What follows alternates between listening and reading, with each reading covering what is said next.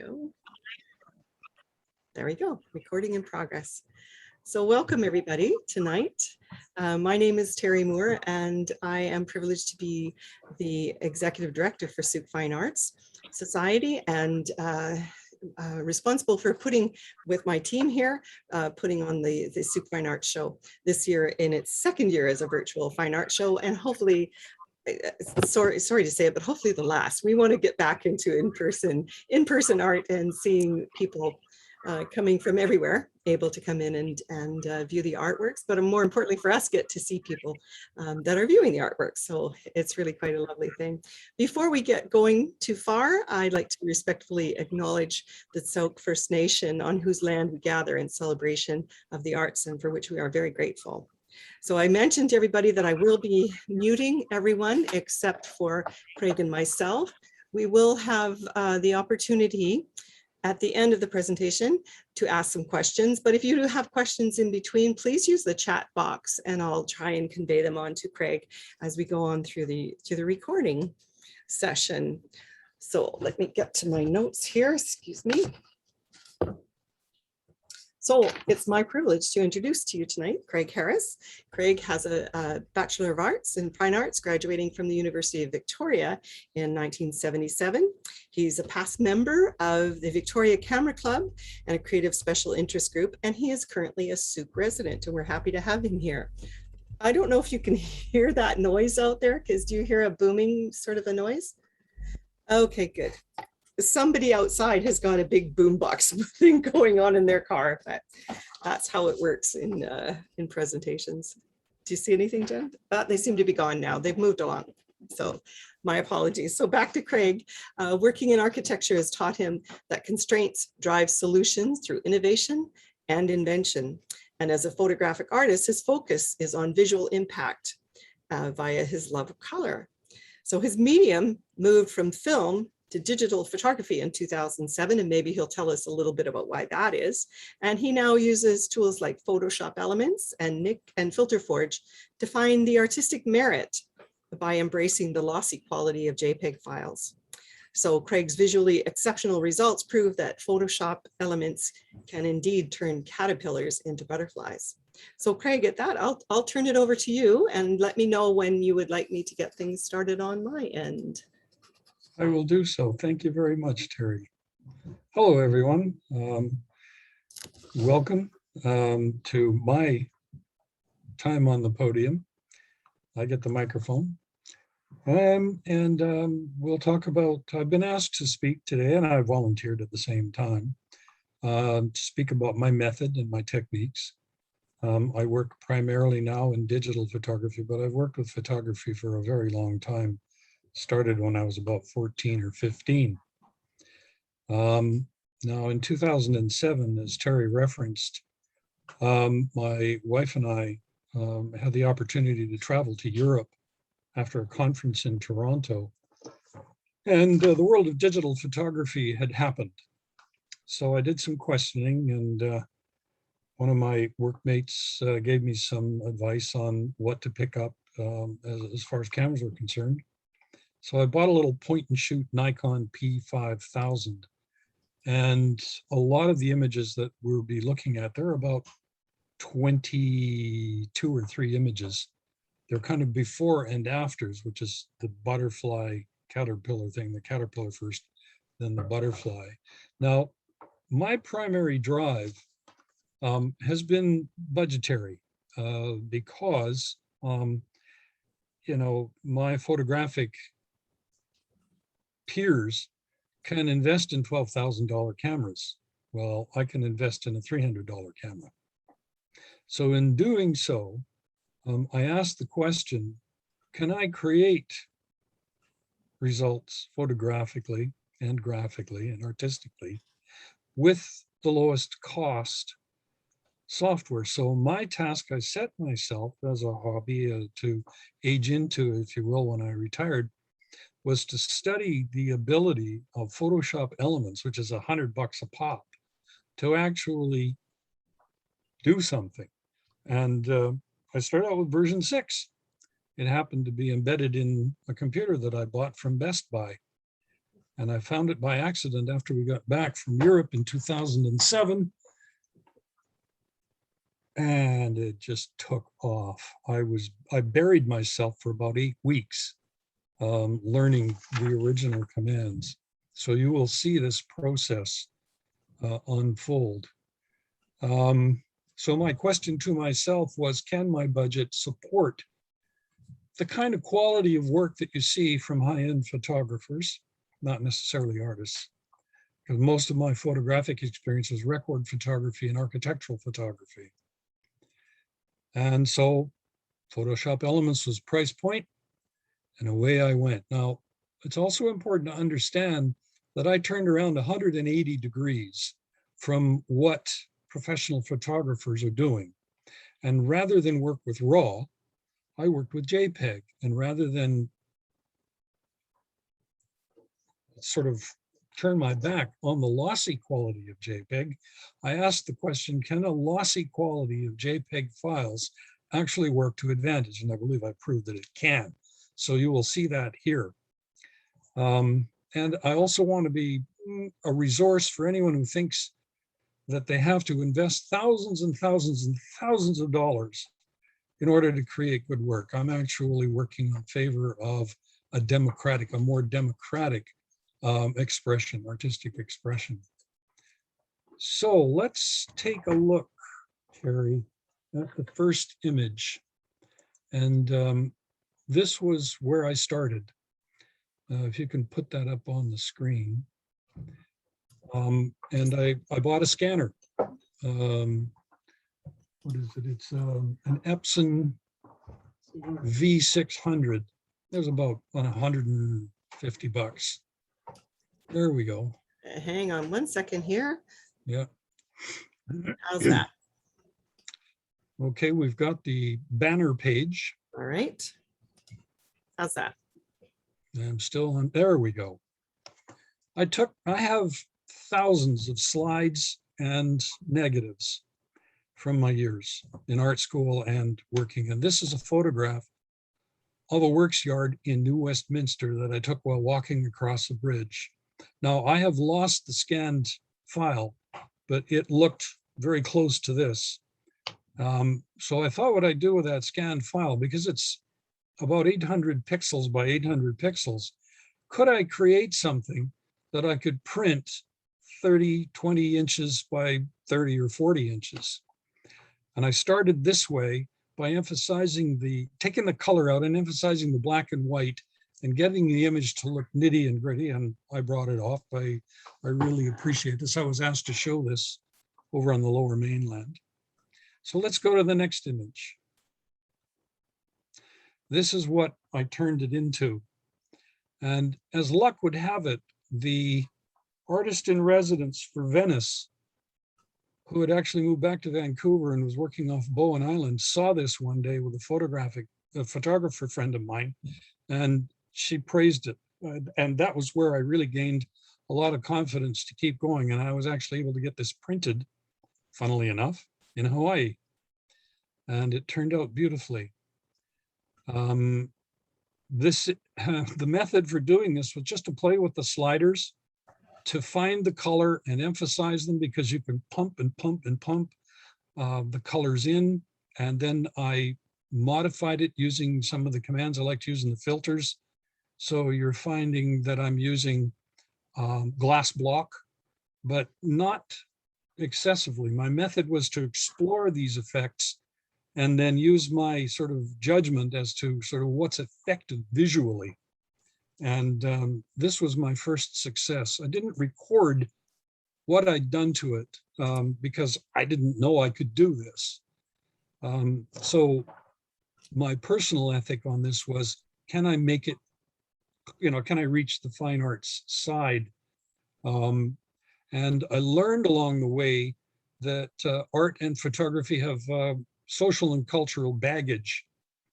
So I thought, well, my goal, should I accept it, this is my mission impossible, can I actually move into the fine arts zone with this very cheap and inexpensive equipment and actually make something work. And as it turns out, I love color, and there's reasons for that.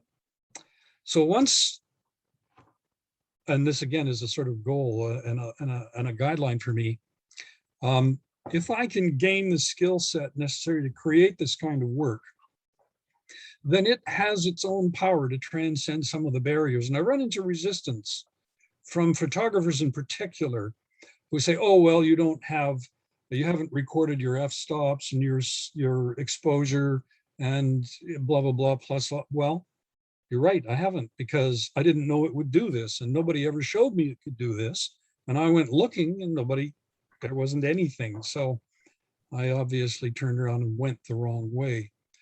Now, if we can go on to the next one, this is another caterpillar.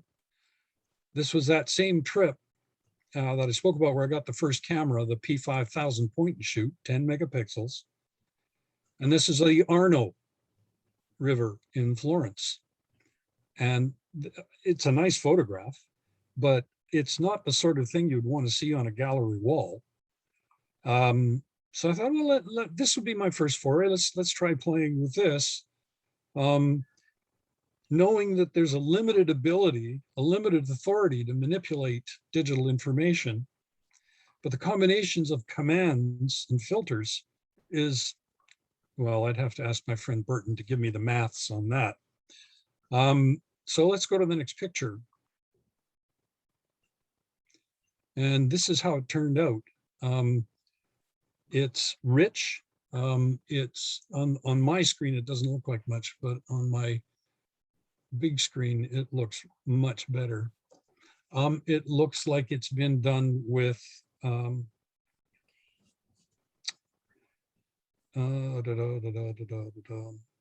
oil sticks. There's a term for that, I forget. Now, I haven't been able to repeat this because this is version 6 of Photoshop Elements. They took it away in some sense because it became more sophisticated. But this was another first real success. And the matrix of alternative pathways that I was exploring was moving off the purely representational. I mean, you can recognize it for what it is, but my principle was, what happens if I push this button? And I've done a lot, hours and hours, well over 10,000 hours of button pushing and slider manipulation. So if we can go on to the next image, please. This is the one that was selected this year for the Sooke Fine Arts.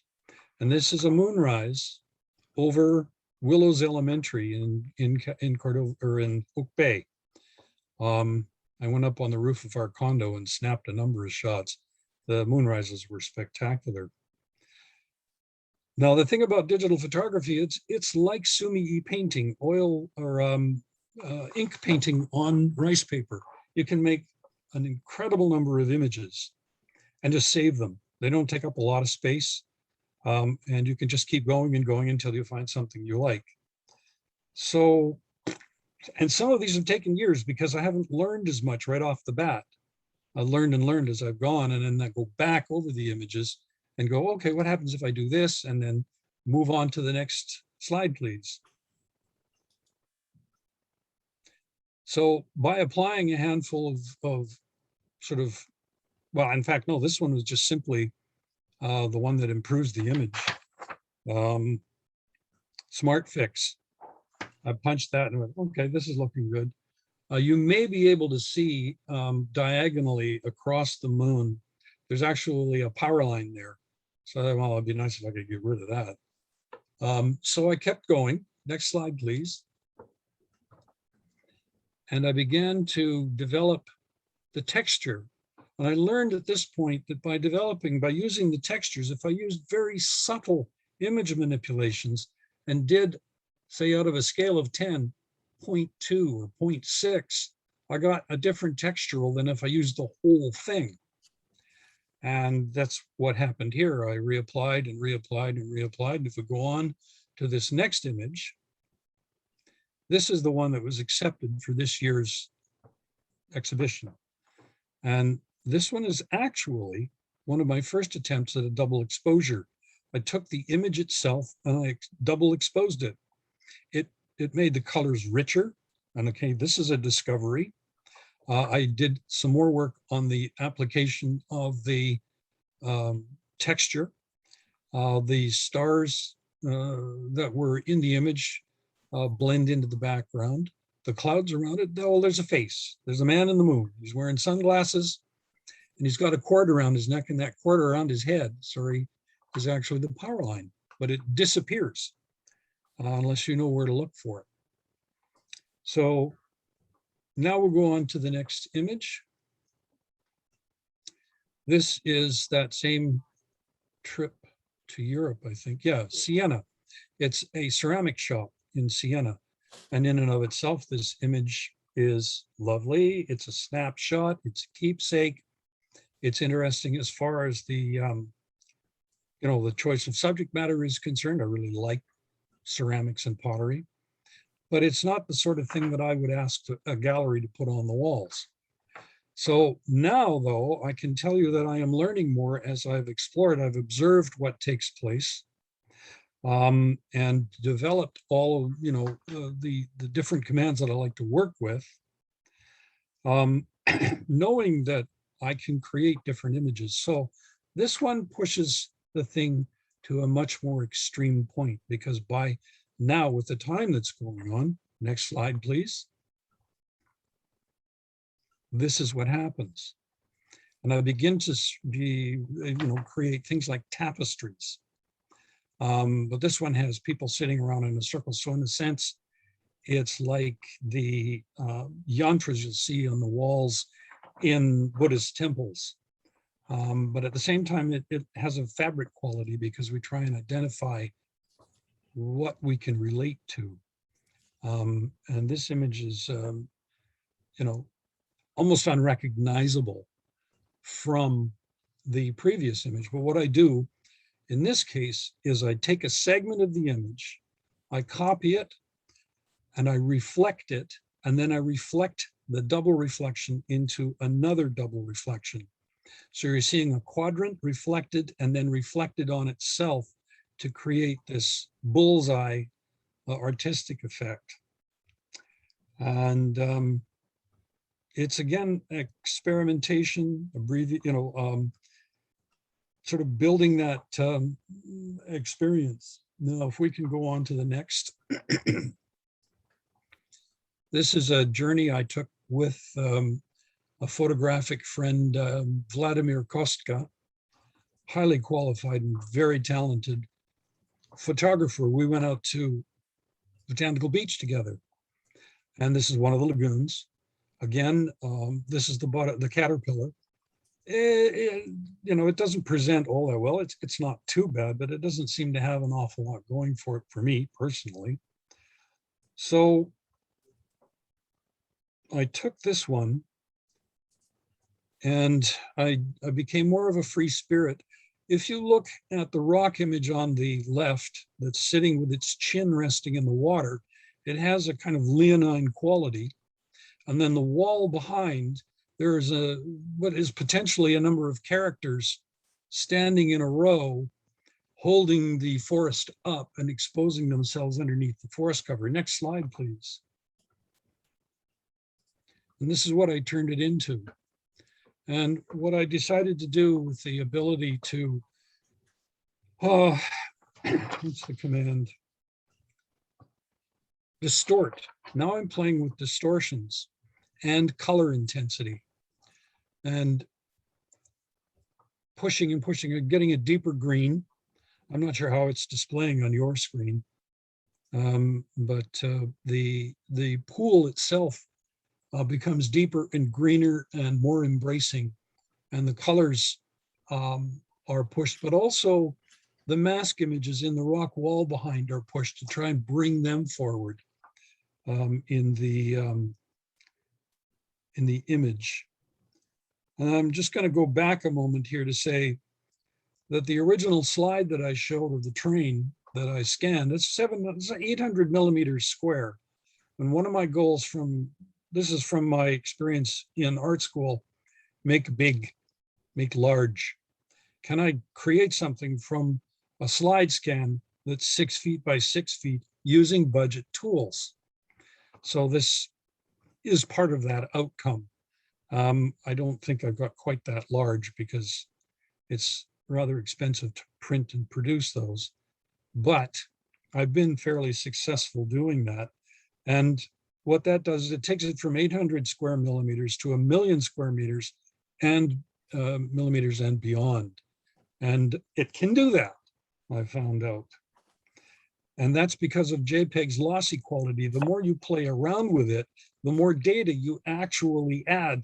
And this is underpinned by my years of experience in working with databases, spreadsheets, and other graphic software, is that the more information you have, the more data you dump into an image, the denser it gets. And in some cases, you completely lose the pixelation because they all blend into one another. What else can I add here? Film stock, slides and negatives are now, for me, source material. And the camera for me has now moved into an image capture tool rather than a compositional tool, although I do a lot of composition in the viewfinder. But sometimes, and I'll show you that coming up, not right away, but the composition in the viewfinder, I'll take probably 5 to 10 times more space than I need in the composition because I know I can pick elements out, which means I don't need a tripod with a telephoto. I can actually capture what I want because the image density has gone up and up and up. By now I'm moving from the point and shoot Nikon P5000 to Sony NEX3. And I picked one of those, and this goes to the budget experience. I picked up a $600 camera, brand new in the box from the source for $200. It was the last one in the cabinet, and they wanted to get rid of it. And $200, and I had a $600 camera. It was a jump because of the image density in Sony technology, which meant that I could get more for my money. And then ultimately I found a used Sony NEX7 to work with, which took it up to a whole nother level. Well, there's a lot of information in what I'm talking about. So fortunately we have the video to be able to refer to later. I hope that if people are having difficulty taking all this in, that they can appreciate the ability to go back and review it again, if necessary, if they need to. Okay, so let's go to the next image. I don't know if any of you have been to Chihuly Gardens in Seattle, next to the Rock and Roll Museum, but Dale Chihuly is a phenomenal glassblower. His work is just beyond description. This is a gazing ball that he created. And this is basically a snapshot. It's a black and white, it looks like, but the grass is actually green. And he parked it in the middle, and you can see the Seattle Space Needle reflected in it and all this lovely rough grass around it. But again, here's a caterpillar. In and of itself, it's not too bad, but it's obviously eating the greenery, and it's going to turn into a butterfly, which is what we're going to see next, please, Terry. So this is my crystal ball upgrade 2.0. This is technology and crystal balls working together at the same time. And you can see the edge of the tower in the middle on the side, left side of the image. This again is me pushing and pushing and pushing into how I can take something that essentially has no color and go down the bitmap to where color actually resides in its faintest form. And then by pushing the sliders over and over and over again, push, save, come up with a color image of this nature. It's practically psychedelic. For a while, I considered calling it Monsanto's fertilizer, but I changed my mind.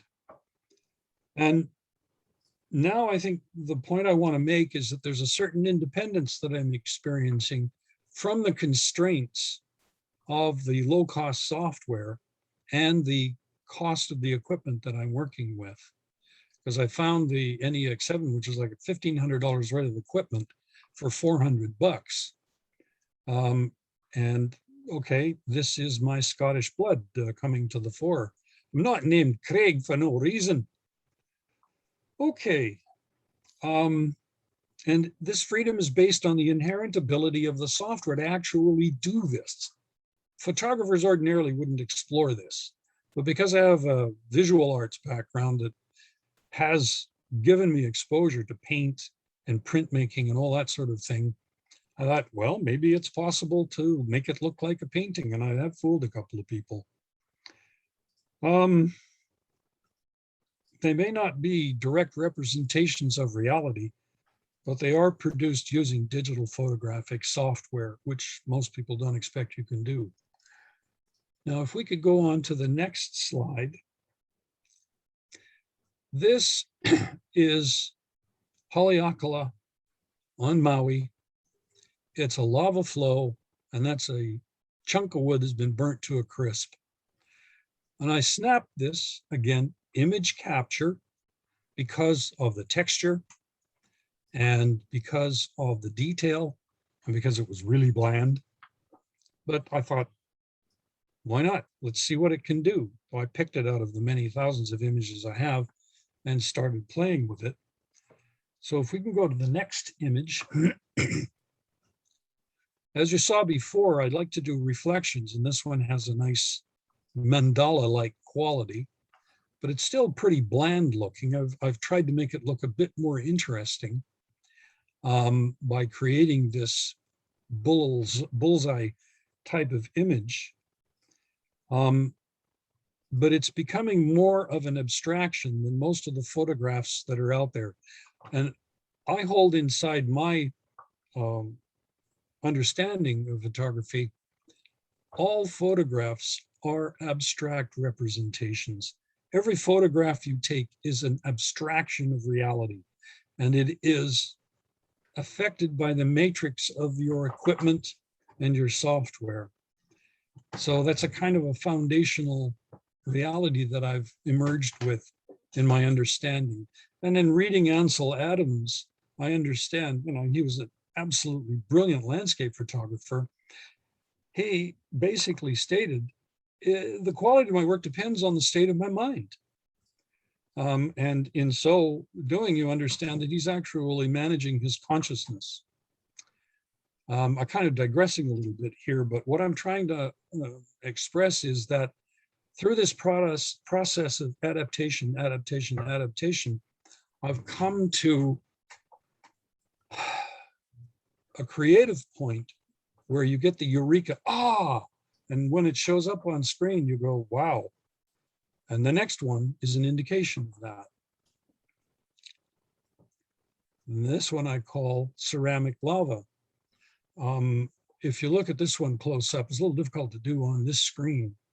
The detail that's in the image is stunning, but all of that color comes from the inherent bit information that's in each pixel that's recorded on your file, on your SD card, and then in the computer.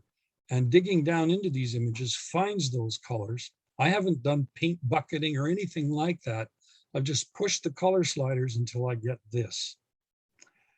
So where are we at now? Okay. This is going to be digging in a little bit more on this next slide. This is the Musée Picasso in Paris. And this goes to using the camera as an image capture tool.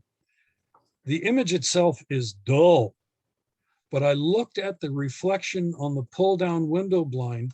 That's actually sunlight coming through a gridded fenestration, a gridded window in the building. And I thought, I have to have that. That's my next quote unquote paintbrush. So boom, took the picture, took it into the lab. And this is, I guess the point I'm trying to make here is that by capturing an image like this, I can go off in an abundance of directions. I have used this image in literally 100 different ways. And we'll move on to the next slide to show you what that is going to look like. In this case, I cropped. I took that one side of the image, I flipped it upside down, and so that the light gap at the top is now at the bottom. And then I reflected it on itself. And while I was at it, I thought, I want to pull the contrast of the black and white into solid recognition and definition. So I did that over and over and over again until I was able to pull the texture that was inherent in the image out and display it. So this is some more of my, what I consider to be success. Now the next one, if you will please, Terry, is me continuing to play with the image. You can see that it's more or less the same image, although it's flipped over the other way. And because the software allows you to manipulate and pull out different elements, and because I was having a sort of Zen mind moment, this is called Zen Study 2. I pulled the image by selecting it, popped it out, and then leaned it against the wall like it's been taken off the gallery wall for cleaning, if you will. And it creates a tension in the image, the way it's tilted. And when you look at it, you feel that. So this again is how art works, as I've studied it down the years. Next image, please. Now you can see how I've worked with the image with a full solid color background. I bucketed different colors in, and I chose today red, but I probably have 10 or 15 of these images in different colors as backgrounds. And I've also used something called polar coordinates to manipulate the image while it's being reflected yet again. So that's why you see the curvature. And there's something to me aesthetically pleasing about that curvature. But you can see I'm getting, as time goes on here, with the Sony NEX7 I'm working with by now, and the Photoshop Elements has gone up to version 11 or 12 or 13. There's more tools at my disposal, and I've got more knowledge and experience. If you will now, Terry, go to the next image. Now I'm double exposing. I work all the time in Photoshop Elements in Expert, and I like to also work in the guided. I was doing my own double exposures, but as the software upgraded, it was actually a command you could just pull out of your hat, well, off the command list. This is a double exposure. The textured elements of the window blind have been displayed using polar coordinates and then placed over an image that I manipulated from a different sort of experience of a sunrise that was reflected, and I put the two of them together. Now, the thing about double exposures is that it's really difficult to know from time to time as you go in what's actually going to work. So there's a lot of experimentation involved in doing that. And I must have created 30 of these images with just the texture from the window blinds before I did the double exposure. And I must have pulled out 2 or 3 dozen images to double expose it with before I got to this one. It's one of the better of the bunch. So sort of the outcome of all of this is that Photoshop Elements is quite a robust exploration tool. It has dimension that most people are completely unaware of. In my humble opinion, I am not the guiding light or the final expert or voice on this one. But what I do is I constrain myself budget-wise, but I also don't use freehand drawing. And the reason for that is because inside architecture, there's an awful lot of straight lines, and that's my background, drafting, designing, and constructing. So I tend to work with whole fields rather than tiny little elements, although I do enjoy what happens on the image. I don't use text per se. It's rather difficult with Photoshop Elements, but that doesn't mean the image can't be parked in Word or Publisher and played with, or other software. I don't like using Photoshop's layers. I've worked with layers for years in computer-aided design, and the layers in Photoshop Elements aren't fun. And if they're not fun and I can't play with them, that's on me. So I don't use them. I use them as little as possible. There's so much else that's available. So the photographs now become the underpainting. And then I add things on top of that. Light, color, and structure drive an adaptive method that reveals a new paradigm. Let's see. I take Photoshop Elements as it is, but I also apply Filter Forge and Nik. They're relatively, Nik is practically free. I think it is free. And I'm really looking forward to using the next iteration of the software. I'm going to pick up 20 next. So next image, please. And this is pushing things even further. This is a triple exposure. So you can see the glyphs in the middle of the image. These rise up off the surface and appear to float. They become more transparent. And they are from the Picasso Museum blind. And then there's two other images in here. One is that ball, the gazing ball that you saw, manipulated and split open and mushed around. And then there's another image in here, which is a landscape, which just worked. So this one to me is evocative on a whole bunch of other levels. It becomes that much more sophisticated. It's a little bit like watching, I don't know how many of you seen the movie Amadeus, which is about Mozart, where the emperor who is listening to Mozart's work, he's auditioning it for the first time. He's not happy with it because it has too many notes.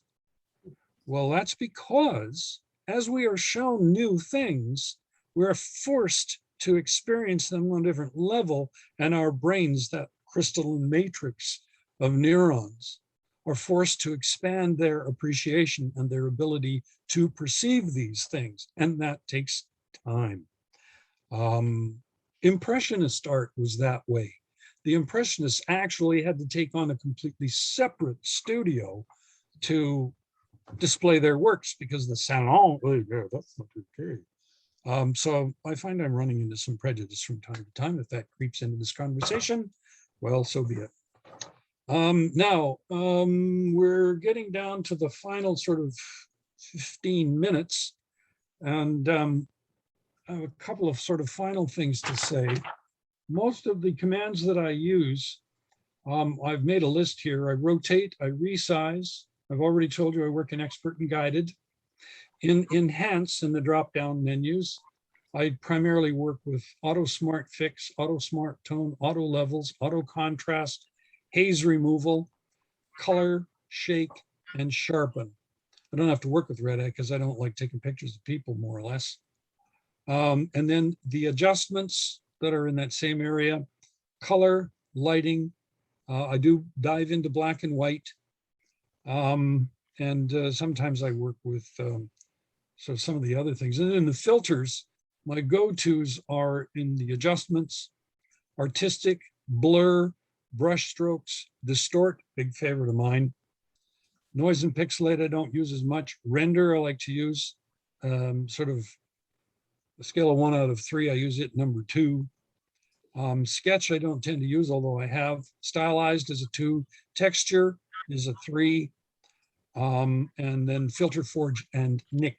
And now we'll go to the next slide. And these final images, there's 3 of them, show where I'm going with things like Filter Forge and Nik. This is an image that's I titled The Mad Hares of August. And I've used Filter Forge in this one to create texture, metallic quality, and action. There's energy and vibration in here. And right in the middle, there's a big gray hare with its head turned sideways, and it's dancing with 2 others And well, I don't know, I just really like it. I like how it turned out, but I also have to say that I have another dozen of these in different colors. I just happen to like this one because I'm a kind of red and yellow and orange kind of guy. Next slide, please. This one I've shared with a couple of folks who are already watching. Part of what I gain and I get feedback from all the work that I do and share with others is that a lot of these look like tapestries. I won't even begin to tell you how evolved this one got, but there's a frame involved from Nick. There's some filter forge work going on in there. And essentially it's an image that I already worked with, primarily starting with a gazing ball.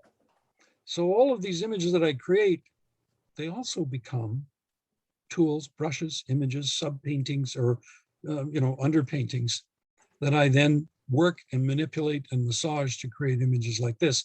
And I have a dozen of these in different colors, and they all have different impacts using the sliders. And the final image, please. This is the last one I'll bring. This one I call the world of concepts and ideas.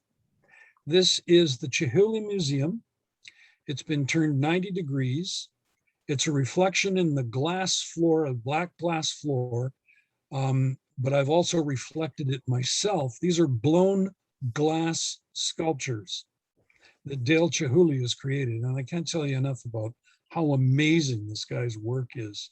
He's a crazy talent. So I will end here. And if you have any questions, I'd be happy to answer them. Just get here, stopping share. I apologize for dumping a lot of information. No, that was great. Great. Thank you so much, Craig. Really, really interesting concepts that you're using here and how you're using tools that are accessible to everybody. I really appreciate that. That's a big part for me. I can see that. I'm going to right now turn things into our gallery view and see if anybody has any questions. I'm happy to take any questions, and feel free to open up your microphone and raise your hand and see if there's anything going on there. But you certainly covered a lot, Craig, in what you're saying. I did. And, yeah, I really appreciate that. I apologize. It's a very structured approach, and it's based on years of study. I won't even go into how that structure has been applied here. It would take a long time. No, I clearly. So let's just deal. Hi, Nina. Let's just deal with the imagery. Wonderful. I see that Debbie's got her hand raised. Do you have a question, Debbie? Thanks, Terry. Greg, that was really interesting. Thank you. I'm just wondering, do you print yourself or do you send your work out to be printed?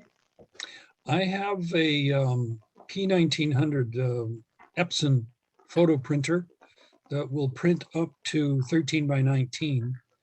And I use it primarily to test my color mix, because one of the things working in the digital environment with the screen is the light comes through from behind and the images glow, and you lose that on paper.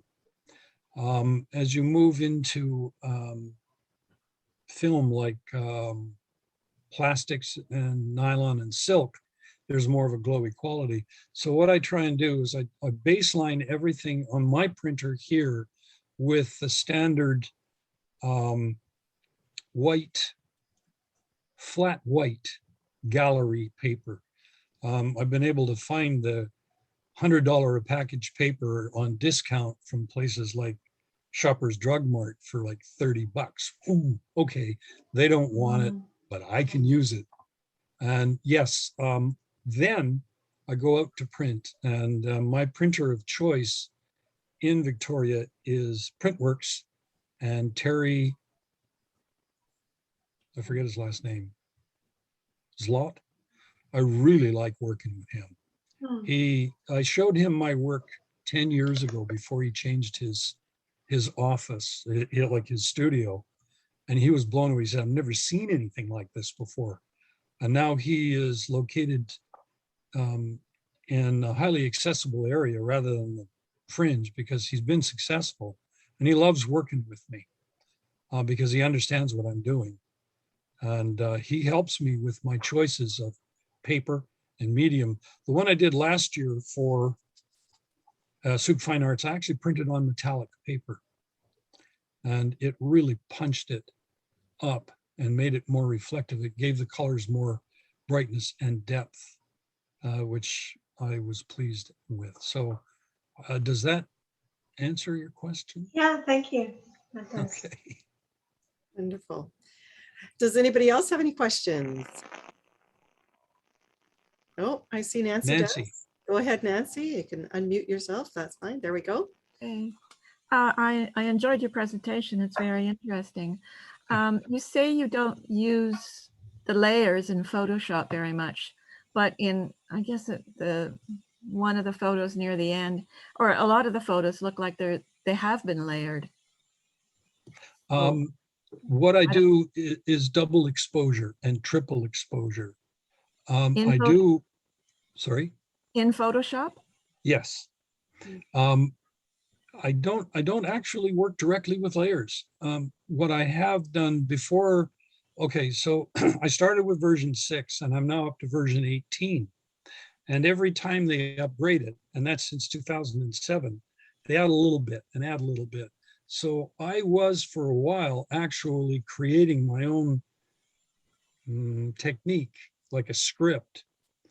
And then a year later, Photoshop had included it. All I had to do was go into the guided portion of Photoshop elements and select there. Oh, there's about 8 different pages of things that you can do. And I only used 2 or 3 of them. The reflections are one that I'm really fond of. So honestly, I tried using layers over and over and over again, and it just frustrated the bejesus out of me. So I backed away from it. This isn't fun. It's not as easy to use as CAD layers for some reason. It doesn't mean I will turn my back on it forever. It's just that right now, I'm getting enough satisfaction out of being able to do all of this that I don't actually need to dive into using layers. The other thing about using layers is that representational photographers will use layers to enhance the actual image that they're trying to create. Horse, sunrise, Billy, Susie, cat, house, whatever. And it works for them to do that. I didn't go down that road.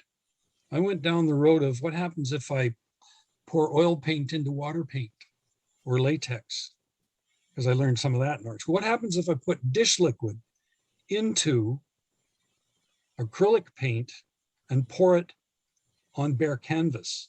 So that was one of the techniques I learned in art school. And that's about mixing medium and working with what's already there rather than the mechanical aptitude that's required for the use of layers in Photoshop. So I find that more fun. And I retired 4 or 5 years ago. I like to play now. I don't like to work.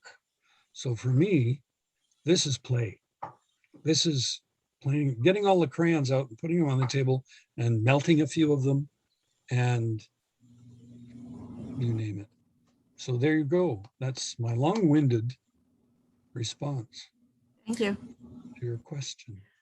And a good response too. I appreciate your thoroughness in answering people's questions. Anybody else have anything or any comments they would like to add to things? No, I'm not seeing that. So I think then that we've come to a natural conclusion and we can wrap things up. Thank you very much, Craig. I really appreciate you bringing your knowledge and your experience and your way of looking at the world of photography and tools within photography to create some magnificent art. So thank you very much for bringing that today and to sharing that with everybody. And thank you everybody else for joining in. Really appreciate having you come from all over the places that you mentioned that you were coming from. I appreciate that. That's one of the many benefits of being online, is that we can talk to people from places like Philadelphia and North Carolina and Vermont in the same evening, in the same space. It's really quite wonderful. So thank you again, everybody, for joining. I will mention that we've got some more talks coming up. Tomorrow's a big day. We have 2 talks coming up. Normally during the show, we have a seniors tea day. We should have 2 seniors tea days. And obviously we're not able to do that this year. So we have a seniors tea talk, which is not restricted to only seniors for certain. It is for tea. Well, actually, I think we're posting, usually we have tea and scones and strawberry jam, and we're posting a recipe for scones on the social media site tomorrow. So hopefully people will grab a cup of tea, have a scone, and come and sit and listen to Delia McCrae talk about what makes a great photograph. She's a well-traveled photographer as well, so she has some interesting photography or interesting images from her travels that she's going to use to illustrate her talk about what makes a great photograph. And then tomorrow evening at 7, we have a reprise of a talk from last year. It's by Shannon Lee Ray, who is our team lead for the design team when we're actually putting together a show live on the floor. And she's talking about living with your new art, which really means, where do you put it? What's the best way to hang it? You know, how do you hang it with your other art, and being careful of what you've got and how you can preserve things. So that's an interesting one. And then Friday night is equally interesting. We've got Sheena McCorkadale, who, if you have been able to check through the award-winning pieces this year, you will notice one called Isabella Arabesque, and it is a 7-foot tall structure based on Isadora Duncan and her changing of the world of dance, and how that came about. But it's entirely made of chicken wire, and it is just a fascinating piece. It's no wonder it won an award. It's really quite interesting. So she's going to be talking about how you go about making 7-foot tall images, or 7-foot tall statues out of chicken wire. So that's coming up. We've also still got, as we said before, the online show is still going on for another 4 or 5 days here. And we've got an auction happening and all sorts of other artist demonstrations, small videos that we've got in the same area as our talks area. So we really would encourage everybody to go take a look at all of those as well. So thanks everyone for being here tonight. We hope to see some of you again in some of the other talks, and I hope you enjoy the rest of your evening. So good night. Thanks, Terry. Thanks, Thank you. Craig. Bye, everyone. Bye-bye.